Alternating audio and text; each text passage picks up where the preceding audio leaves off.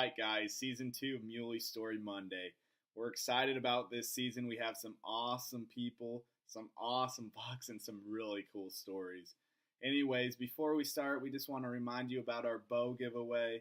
So if you haven't heard, all you have to do is take a picture wearing a Dirty Giants hat. You can find them on our website. And we're going to vote May 8th. And whoever has the best picture, whoever gets the most votes, is going to win a bow on us. And I think that's really cool. So we're excited about that. And we're also excited about, we teamed up with Scout to Hunt. So they're sponsoring this season of Muley Story Monday. So if you haven't checked them out, you should really do it. We're going to probably make a video here kind of explaining more in depth what they do, what that is. And so we're really excited about that. Anyways, thanks for tuning in. I hope you guys enjoy this episode. All right, welcome to Muley Story Monday. Today we're here with Andrew Bayles, Mr. Muley. So last season we heard about his big archery buck that he killed, 196. Yeah.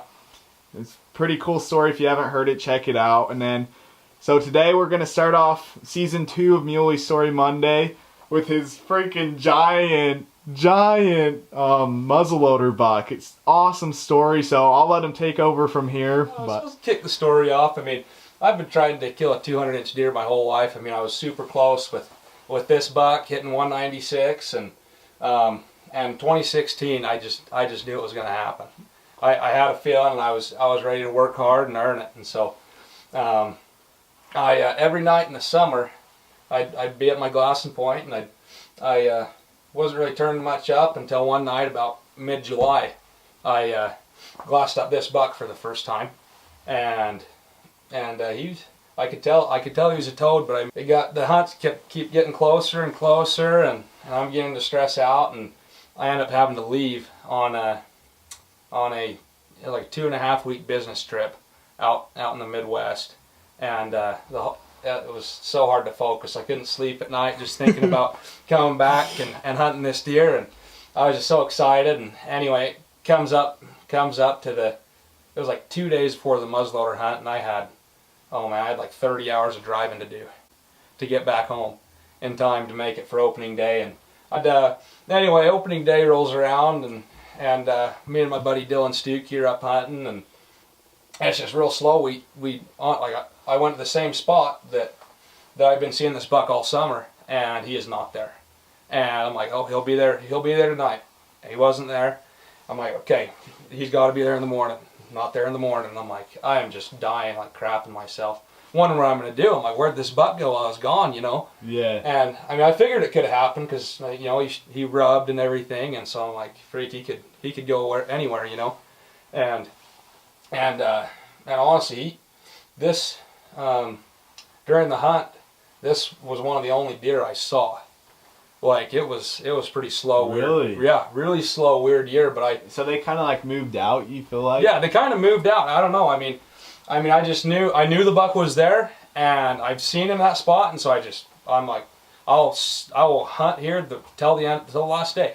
I don't care because I know this is where he's at. Yeah. This is where he's been, and it was my best shot, and so I know I could go somewhere else and find decent deer, but I have my sights set on this specific one, Yeah. And so, anyway, it was like Saturday morning of the hunt, and so the hunt started Wednesday, and yeah, by Saturday, I just decided, I'm like, I've got to switch something up. I'm gonna go check another dark canyon where I think he might be.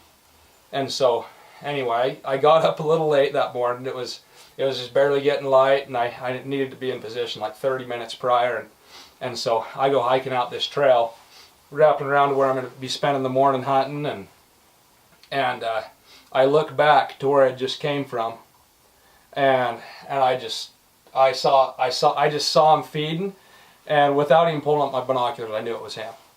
And so I got my buddy, and we just started hiking right back out the trail we came from, and came walking out it, and got set up in position. He was kind of feeding in some patches of oak and grass, and we just got set up to where I last saw him. Just kind of glassed in the oak, trying to pick apart any movement we could see, and anyway, sure enough, about, I don't know, 20 yards from where I last saw him, he comes just walking out of the oak and just stops in a perfectly clear patch. Like, no, it was way. like picture perfect situation, standing broadside looking at me. And I just see those handlebar kickers coming off each side. And I was like, holy crap.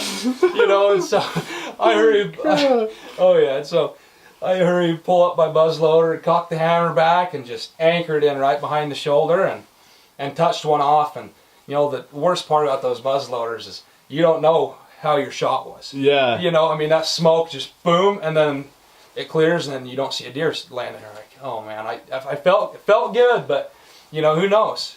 I could have missed. You know, I mean, and so I give him a couple minutes, and I start walking up to where I shot him from, and you know, I found a little bit of blood, and I'm like, okay, I hit him. You know, I felt good about the shot, and so I just slowly started trailing him through the oak, and sure enough, pop out in this one clearing, and he's just laying there, just no, you know, yeah. I literally, like, I mean, I almost cried. I kind of did cry a little bit. I'll admit it, but I mean, I would freaking cry walking up to the double kick. Oh yeah, like, I was just like, shoot. I was in disbelief.